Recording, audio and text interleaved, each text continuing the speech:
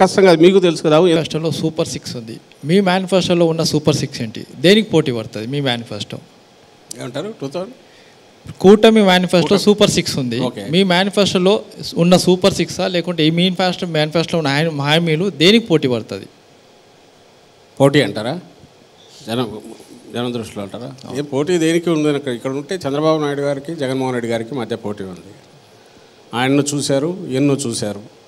ఇప్పుడు ఇద్దరిలో ఈయన పాలన కంటిన్యూ కావాలన్నా లేదా మళ్ళీ చంద్రబాబు నాయుడు గారిని తెచ్చుకోవాలన్నా అనేది ఫైనల్. ఇది కూటమి లేదు, దానికి అంతా చేసినా అక్కడ ఉండే తెలుగుదేశం పార్టీ నడిపింది ఆయనే, చక్రం తిప్పింది ఆయనే, సీట్ల కేటాయింపు ఆయనే, అభ్యర్థుల సెలక్షన్ ఆయనే, అన్ని పార్టీలు.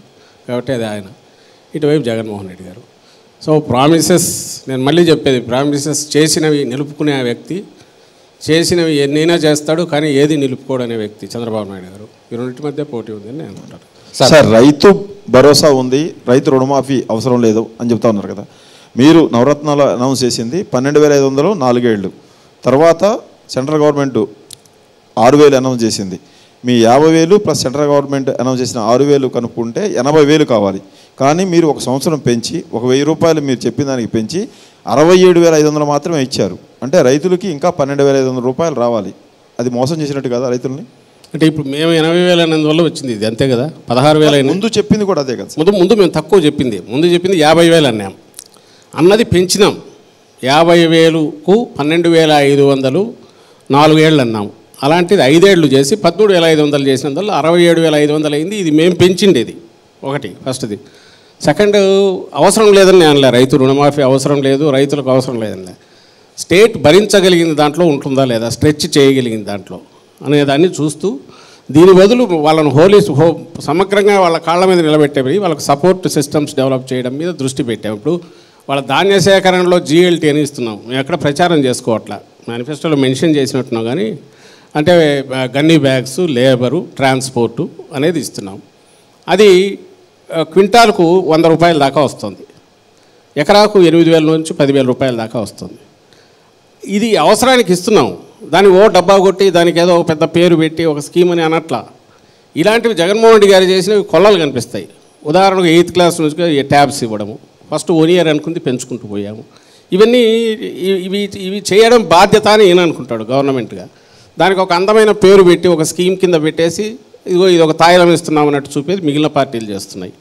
ఈ తేడాను గమనించమని కోరుతున్నాను నేను. ఇప్పుడు నిజంగా ఈయన 12,500 ఆ రోజు అన్నది 50,000 దానికి స్టిక్ అయి ఉండొచ్చు, కానీ దానికి కొంచెం పెంచాలనుకున్నారు, పెంచారు, సక్సెస్ఫుల్గా అది ఇచ్చాము. అది ఎవరు అడిగింది కాదు, మేము చెప్పింది కాదు.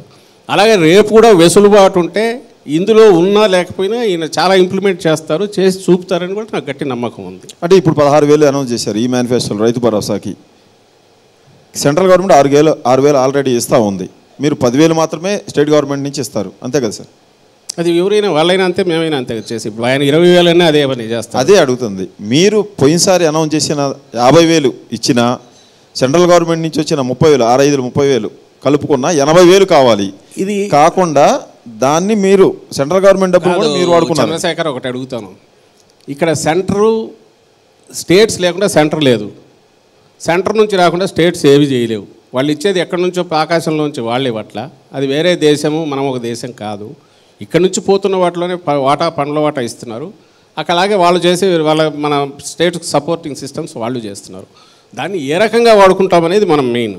మేము ఇప్పుడు చెప్పట్లే కదా, ఇప్పుడు రైతు భరోసా దానికి వచ్చేసరికి అది పెడుతున్నాంగా, పక్కన మోడీ దీన్ని కూడా పెట్టేసే చేస్తున్నాం రైతు భరోసా.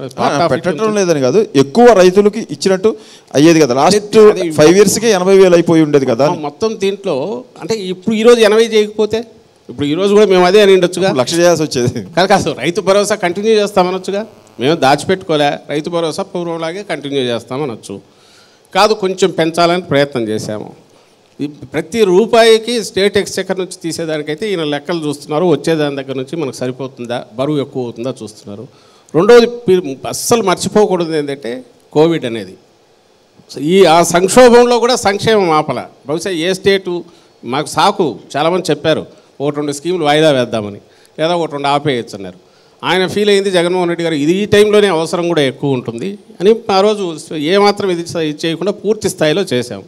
అలాగే సెంటర్ ఇచ్చిన దానికి సపోర్ట్గా వాళ్ళు ఫ్రీ ఇదంటే దాని మీద మళ్ళీ పెంచి మన నంబర్స్ ఎక్కువ కాబట్టి వాళ్ళు 80 లక్షలు దీనికి ఇస్తే మనం 1,40,00,000కి ఇస్తున్నాం, మిగిలింది మనమే భరిస్తున్నాం.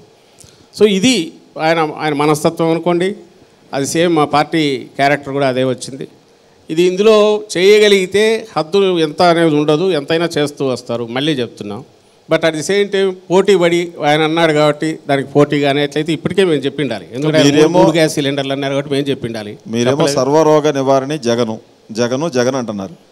కానీ మీ పార్టీ నాయకులు అంత కాన్ఫిడెన్స్ ఉంచలేకపోతా ఉన్నారు. మీరు ప్రకటించిన పొడిగిస్తా ఉన్న ఆ పథకాల మీద కొంచెం డ్వాక్రా రుణమాఫీ, కొంచెం రైతు రుణమాఫీ చేస్తే మాకు ధైర్యంగా ఉంటుంది అని అంటున్నారట. నిజమేనా? కాదు, ఎందుకంటే నాకు బాగా గుర్తు, గడప గడపకు వెళ్ళడానికి ముందు కొంత మా వాళ్ళల్లో ఉండేది. కానీ ఇప్పుడైతే జగన్మోహన్ రెడ్డి గారు మీరు వెళ్ళండి, ఇళ్ళ దగ్గరికి వెళ్ళండి అని వెళ్ళడం మొదలు పెట్టాక they started enjoying the reciprocation. వాళ్ళ అభిమానంగానే అది చూస్తున్నాక వీళ్ళు చెప్తుంటే వాళ్ళు ఇంకా గుర్తు చేస్తున్నారు. అన్న నాకు అది వచ్చింది, ఇది వచ్చింది, ఇంకో పథకం వచ్చింది అన్నాక రియల్ ఆ సేవలో ఉండేది కానీ పబ్లిక్ సర్వీస్ వాళ్ళల్లో మమేకం కావడంలో ఉండేదాన్ని కానీ మా వాళ్ళు ఎంజాయ్ చేయడం మొదలుపెట్టారు. దే ఆర్ బాగా కాన్ఫిడెంట్గా ఉన్నారు. కాన్ఫిడెంట్గా ఉన్నందువల్లే మేము ఆ టికెట్లకు సంబంధించి కూడా ముందే పంచాయతీలను తీర్చుకోగలిగాము. గందరగోళం లేదు, స్మూత్గా అయింది. అయితే ఎక్కడ పోయినా ఒకటి మాత్రం ఖాయం ఏంటంటే జగన్మోహన్ రెడ్డి గారు ఆయనే చూస్తున్నారు జనం. ఆయన రిప్రజెంటేటివ్స్ కింద వీళ్ళని చూస్తున్నారు. సో ఆ జెండా పట్టుకున్నంతకాలం, ఆయన ఫోటో పట్టుకున్నంతకాలం మా గెలుపుకు డోకా లేదనేది నమ్మకం అందరిలో. 2009లో కదా రాజశేఖర రెడ్డిని డిస్టింక్షన్ వస్తుంది అనుకున్నారు. ఆయన చేసిన పథకాలు అప్పుడు ఆరోగ్యశ్రీ కానీ, ఇందిరమ్మ ఇళ్ళు కానీ, ఇందిరమ్మ కాలనీలు కానీ అవన్నీ అప్పుడు దాకా లేదు. అలాంటి అందరూ కూడా బ్రహ్మాండం అన్నారు. కానీ ఆయన త్రుటిలో చావు తప్పు కన్నులొట్టబోయినట్టు ఒక 7-8 సీట్లు ఎక్కువతోటి బయటపడ్డారు. మీకు ఆ ప్రమాదం అయితే లేదు కదా? కరెక్ట్, మీరు అన్నది మంచి క్వశ్చన్ వేసినారు. ఆ రోజు ఉన్న పొలిటికల్ సిచ్యువేషన్ వేరు, ఈ రోజు ఉన్న పొలిటికల్ సిచ్యువేషన్ వేరు. ఒక రకంగా చంద్రబాబు నాయుడుకి థ్యాంక్స్ చెప్పాల్సిందంటే పూర్తి పోలరైజేషన్ దిశగా పోయింది. స్ట్రైట్ ఫైట్ ఈరోజు అటు ఉన్నాం, ఇటు ఉన్నాం. రెండవది, ఆ రోజు రాజశేఖర రెడ్డి గారు ఒక నేషనల్ పార్టీలో ఒక స్టేట్ లీడర్గా ఉన్నారు. ఆయనకున్న పరిమితులు చాలా ఉన్నాయి. ఆయన టికెట్ల ఫైనలైజేషన్ కానీ, ఇంకోటి కానీ, సెలక్షన్ అన్నిట్లో కూడా ఆయన గ్రూపులు ఇవన్నీ తట్టుకొని ఇది లేదు. ఈయన సొంత కష్టం మీద నిర్మించుకున్న పార్టీ. అలాగే సోషల్ మీడియా పెరిగింది, కిందికి జనంలోకి బాగా వెళ్ళగలిగింది. ఎంత రిస్కో దీనివల్ల అంటే ప్రజలు ఎప్పటికప్పుడు ఒపీనియన్స్ మార్చుకునే ప్రమాదం ఎంత ఉందో, అట్ ది సేమ్ టైం మనమేంది అనేది ఎప్పటికప్పుడు తెలియజెప్పడానికి కూడా అవకాశం పెరిగింది. అన్ని ఫ్రంట్స్లో మేము ఇదిగా ఉన్నాం కాబట్టి, అలర్ట్గా ఉన్నాం కాబట్టి ఐ డోంట్ థింక్ సేమ్ ఇది కాదు, ఇంకా మంచి ఇది ల్యాండ్ స్లైడ్ ఇది వస్తుందని అయితే నేను అనుకుంటున్నాను. ఈసారి 1,66,00,000 ఫ్యామిలీలో 1,46,00,000 మందికి స్కీములు ఇచ్చాము, 87% మందికి డీబీటీ అందింది అని మీరు బాగా కాన్ఫిడెన్స్ ఉంచుకున్నారు, నమ్మకం పెడుతున్నారు జనం మీద. జనం మిమ్మల్ని నమ్ముతారా? నమ్ముతారని అనుకుంటా. అందులో డిస్కౌంట్ ఇస్తున్నాగా. మళ్ళీ యాక్చువల్ అయితే మాకు లోకల్ బాడీ ఎలక్షన్లో చూస్తే 67%, 70% దాకా ఉంది మాకు వచ్చిన ఓటు. అలాగే సాటిస్ఫాక్షన్ గవర్నమెంట్ పర్ఫార్మెన్స్ మీద అంటే 70 అబవ్ కూడా కనపడుతుంది. అవన్నీ డిస్కౌంట్ ఇచ్చి మేము అనుకోవడం, ఇప్పుడు ఏది చేసినా జనరల్ ఎలక్షన్స్ ఆర్ ఎలక్షన్స్, డెమోక్రసీలో అది చాలా సీరియస్ ఇదే ఉంటుంది. ప్రజలకు ఎవరు లేకపోతే ఇండిపెండెంట్ అభ్యర్థినైనా సరే సపోర్ట్ చేసినా చేస్తారు. సార్, ఎమ్మెల్సీ ఎలక్షన్లో గెలుపొందినప్పుడు ఆ ఓటర్లు మా వాళ్ళు కాదన్నారు. ఇప్పటికైనా ఆ ఓటర్లు మీ వాళ్ళు అయ్యారా? ఎమ్మెల్సీ ఎలక్షన్లో టీడీపీ విజయం సాధించినప్పుడు మా వాళ్ళు అలా నేనేమన్నా వాళ్ళు కాదు, వాళ్ళు మా వాళ్ళే ఓట్లు కాదు, కోర్ ఓట్ ఏదైతే ఉందో కాదు ఇది.